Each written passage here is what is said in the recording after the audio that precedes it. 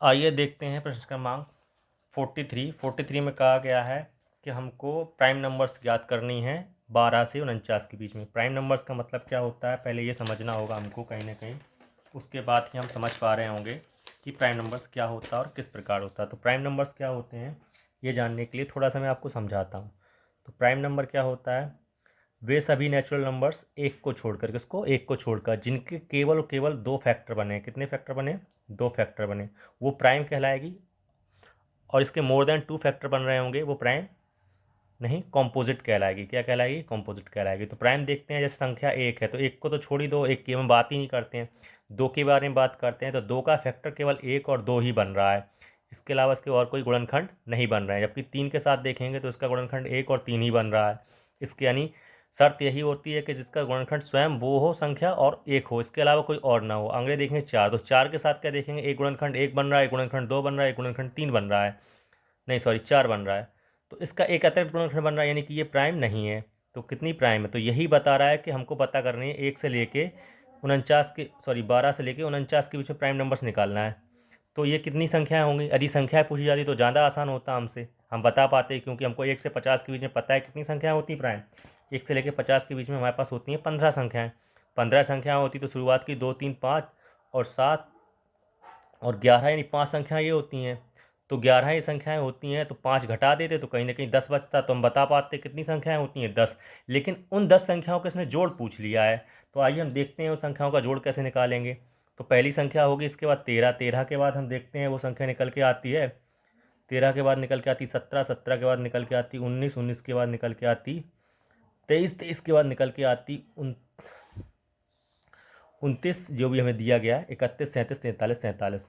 इस प्रकार से निकल के आएंगी हमारी संख्या 31, 37, 41, 43 और 47। अब इनका सम करना है, तो सम करने का या तो आप एक एक करके जोड़ लो, या एक और तरीका होता है डिजिटल सम मेथड, जिसको कहा जाता है, क्या कहा जाता है, digital sum method. Digital sum method कहता है कि अंकों का योग, जो भी अधिक संख्या 9 से कट रही होगी तो उसका डिजिटल सम, मतलब जो संख्या 9 से कटती है इसके अलावा जो रिमाइंडर्स बचता है उसका डिजिटल सम कहलाता है वो। तो देखते हैं कि पहली वाली कंडीशन में कितना डिजिटल सम बन रहा है। तो अंकों का योग भी डिजिटल सम होता है, देखेंगे। और चार, इसका 4 डिजिटल सम निकला, 7 का 8 निकला, इसका 9 और 1 10, 10 का निकला 1, 3 2 5, 5 का डिजिटल सम 5 ही रहेगा, 7 2 9 2 11, 11 का 2 निकलेगा, है ना। 3 और 1 4, इसका 4 डिजिटल सम निकलेगा, 7 3 10, 10 का 1 1 ही निकलेगा, और 4 1 5 5 निकलेगा, 4 3 7 निकलेगा, 7 4 11, 11 का 2। अब 2 निकला, अब इनका फिर से जोड़ करना है, तो 7 और 9 कट जाएगा क्योंकि इसका डिजिटल सम 0 कर देगा ये। 5 और 4 9, ये भी डिजिटल सम 0 कर देगा। 5 2 7, 8 और 1 9, ये भी डिजिटल सम कर देगा। अब बचा कितना, 8 और 4 और 8, 8 4 का योग करेंगे तो 12, 12 का डिजिटल सम कितना आएगा, 3। अब हम देखते हैं ऐसी संख्या जिसका डिजिटल सम 3 हो। तो पहले वाली कंडीशन में डिजिटल सम कितना निकल के आ रहा है, इसका भी 3 निकल के आ रहा है। इसका डिजिटल सम कितना निकल के आ रहा है, इसका 4 निकल के आ रहा है। इसका डिजिटल सम कितना निकल के आ रहा है, 3 2 5 निकल के आ रहा है। इसका डिजिटल सम कितना निकल के आ रहा है, 9 9 तो काटे देंगे, इसका डिजिटल सम निकल के आ रहा है 2। यानी सबके डिजिटल सम एक है, इसलिए यहाँ डिजिटल सम की मेथड अप्लाई हो जा रही है। यदि सम नहीं होती तो हमको निकालने में थोड़ा कठिन होता।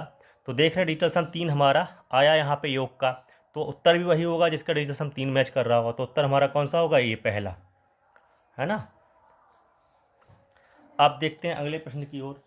इस वाले प्रश्न में कहीं ना कहीं वो हमसे अपसर्मिसमिकाओं यानी बीजगणितीय संकल्पनाओं के बारे में जानना चाहता है, जिसको साथ साथ में वो इसमें हमारा वॉर्डमास और कैलकुलेशन को भी टेस्ट करना चाह रहा है कि किस प्रकार से आप संख्याओं को बहुत बेहतरीन तरीके से गुणा और कम समय में कर पाते हैं। तो देखिए, चलते हैं इस प्रकार के प्रश्नों को। इसमें किया गया है कि 101 का गुणा 210 के साथ करना है, और 120 का गुणा 102 के साथ करना है, बराबर 99 गुणा 104 माइनस के डब्बा। डब्बा है मतलब इस डब्बे का मान हमको निकालना है। डब्बा मतलब कहीं ना कहीं वो बीजगणितीय संकल्पना के बारे में बात कर रहा है। अज्ञात राशि निकालना है, ज्ञात राशियों के साथ साथ से अज्ञात राशि को निकालना है, क्योंकि उनके बीच में एक संबंध दिया गया है, संबंध समीकरण के तौर पर दिया गया है। तो हम चाहें तो उसको डिजिटल सम मेथड से भी कर सकते हैं या डायरेक्ट मेथड से भी कर सकते हैं। डिजिटल सम मेथड से देखेंगे तो 7 2 9, 3 और 1 4, इसका डिजिटल सम 4 आएगा, 9 3 2 5 1 6, इसका डिजिटल सम 6 आएगा, 6 3 9, इसका डिजिटल सम 4 आएगा, और यहाँ पे 6 3 9 और इसका डिजिटल सम 3 आएगा। यानी दो डिजिटल सम एक जैसे आ रहे होंगे, इस कारण से ये डिजिटल सम की मेथड करना कहीं ना कहीं यहाँ पे जोखिम भरी हो सकती है। इसलिए हम शॉर्टकट पर नहीं जाएंगे, लॉन्ग कट को ही हम फॉलो करते हैं, यानी बेसिक मेथड के साथ जाते हैं। तो 101 के साथ 210 में गुणा करना है हमको, तो सीधी सी बात है, हम इसको ऐसे मान सकते हैं 100 + 1 कह देंगे, तो 210 × 100 + 1 यानी 210, इसका ये आ जाएगा सोल्यूशन, आ जाएगा। ऐसी 120 गुणा 102 कहा गया है, तो हम इसके साथ भी कर सकते हैं 1200 माइनस 1200 यानी 120 × 100 तो 12,000 हो जाएगा ना, और +2 तो 240, ये कहीं ना कहीं हो रहा होगा अंदर, है ना, बराबर अब 99 × 104, तो इसको 100 और 4 इसको भी मान के कर सकते हैं, या इसको 100 को हम कह सकते हैं कि 100 माइनस कितना है 1 है, ये इस 100 को क्या कह सकते हैं 100 माइनस का 1 × 104 माइनस डब्बा कर सकते थे हम। तो इसको करेंगे तो कितना निकलेगा 10,000 104 और 104 माइनस डब्बा। अब देखते हैं कैसे होता है आगे। तो अब हमारे पास संख्या निकल के आ गई कि 21,000 में से हमको 12,000 घटाना है, और ये वाली संख्या भी कहीं ना कहीं उस साइड जाएगी तो उसको भी घटाना पड़ेगा, यानी 21,000 में से 12,000 घटाना है हमको, और 1,400 घटाना है। जब इन चीज़ों को हम घटाएंगे तो कितना अंतर आता है अब देखते हैं हम। और साथ में 210 में से 240 घटाएंगे तो 240 किसका आ जाएगा, माइनस का आ जाएगा, ठीक। और ये इधर जाएगा तो ये किसका हो जाएगा, प्लस का हो जाएगा, है ना, इधर जाएगा तो ये प्लस का हो जाएगा। और यहाँ ये सारी चीज़ें ख़त्म हो जाएंगी, सिर्फ डब्बा बचेगा, या डब्बा को उस साइड भेज दिए और बाकी संख्या को इधर साइड ला दिए तो भी हमारा हल हो सकता है, कि वो डब्बा माइनस में है, माइनस में उत्तर आएगा तो माइनस को हमको प्लस करना पड़ेगा। तरीका आपके पास है, देख लीजिए आपको कैसा करना उचित लगता है। तो हम देखते हैं कि पहले हमने इसमें घटाया, तो या फिर सिक्का एक और तरीका ये हो सकता था कि इसमें से इसको घटा दो फिर उस साइड लेके जाओ, देख लो जैसा आपको अच्छा लगता है। तो हम मान लो डब्बा के सापेक्ष में निकाल रहे हैं ना, तो 21 में से 12,000 घटेंगे तो 9,000 बचेंगे, कितना बचेगा 10,400 में से 9,000 घटाएंगे, है ना। अब बचा कितना 210 माइनस 240, 240 यानी माइनस का 30। अब माइनस का 30 उस साइड जाएगा तो भैया किसका हो जाएगा, प्लस का हो जाएगा। और वहाँ ऑलरेडी मौजूद है 104 माइनस का, किसका 104 माइनस का। यहाँ से देखेंगे तो 2,000 यानी 2,400 यहाँ मिल रहा होगा हमको, है ना, 2,400 मिल रहा होगा। और यहाँ पे देखेंगे तो जो माइनस का मिल रहा होगा वो कितना मिल रहा होगा, 74 माइनस का मिल रहा होगा, कितना मिल रहा होगा 74। तो 2,400 में माइनस का 74 जब हम करेंगे तो हमारे पास क्या प्राप्त होना चाहिए, तो 0 में से 4 गया तो 6 प्राप्त हुआ, और फिर इधर 8 हो गया क्योंकि हासिल कैरी फॉरवर्ड हुआ, है ना। तो 8 10 में से 8 गया 2 3, तो 2326 आ रहा है। देखिए कहीं ना कहीं इसमें हासिल का गड़बड़ी हुआ है, क्योंकि उत्तर हमारा 2326 नहीं 1326 है, यानी एक गड़बड़ हुआ है कहीं ना कहीं। देखते हैं कहाँ गड़बड़ हुआ होगा। तो देखेंगे तो 9 2 11, 9 उस साइड आएगा, तो अच्छा यहाँ पे गड़बड़ हुआ, तो 9 इसमें से जब जाएगा तो 14 ही बचेगा ये, है ना। इसलिए कितना बचेगा 114, तो इसलिए 1326 ही आंसर सही होगा, क्योंकि हम यहाँ पे 10,400 में से 9,000 घटा रहे हैं ना भैया, तो 1,400 ही तो बचेगा। 1,400 में फिर हम यहाँ पे देखेंगे 30 प्लस और 104 था तो इसका माइनस 74 निकला था, इसको हटाएंगे तो 1326 हमारा उत्तर, यानी हम उत्तर 4 के साथ जा रहे हैं, जो कि हमारे यहाँ का सही उत्तर है। अब अगला प्रश्न देखते हैं।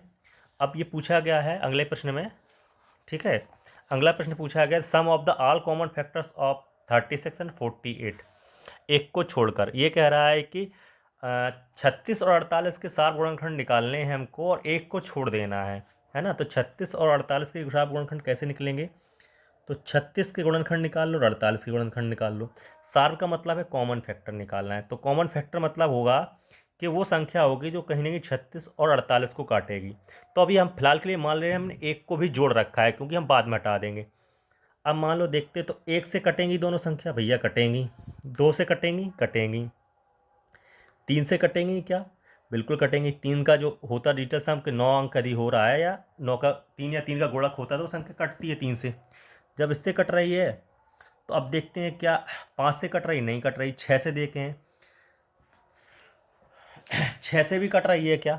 2 और 3 से कट रही तो डेफिनेटली बात 6 से भी कहीं ना कहीं कट रही होगी। अब 6 से कट रही होगी तो सीधी सी बात कहीं ना कहीं 12 36 12 48 12 से भी कट रही होगी, है ना। अब जब 12 से कट रही है तो फिर देखते हैं कि 18 से कट रही है क्या? 18 कम 18, 18 दूनी 36, 18 से कट रही है क्या? 18 से अब नहीं कट रही है। 18 से ये तो कट रही है लेकिन 18 से ये नहीं कट रही है पूरी पूरी। तो पहले हम देखते हैं इन्हीं संख्याओं का सम देख लेते हैं। तो कहने की संख्या 20 के आसपास 30 के आसपास है तो कहने की 5 संख्याओं का योग हो रहा होगा। तो देखते हैं 6 3 9 और 1 10 तो 12 हैं, 12 दूनी 24, 24 2 से कट रही, 3 से कट रही, 6। अच्छा देखते हैं अब किससे कट रहा है? 4 से कट रहा था क्या ये? 4 बिल्कुल 4 से भी कट रहा था। ये हम मिस कर गए थे एक चीज़, संख्या 4 से भी कट रहा था। 4 नंबर 36, 4 एकम 4 बार चुके 48, यानी 24 4 28 हुआ होगा। कितना होगा? 28। अब चूंकि एक को छोड़ देना है, किसको छोड़ देना है? एक को। ये साफ स्पष्ट इसमें कहा कि एक को छोड़कर, तो एक को छोड़कर मतलब एक को घटा देंगे इसमें।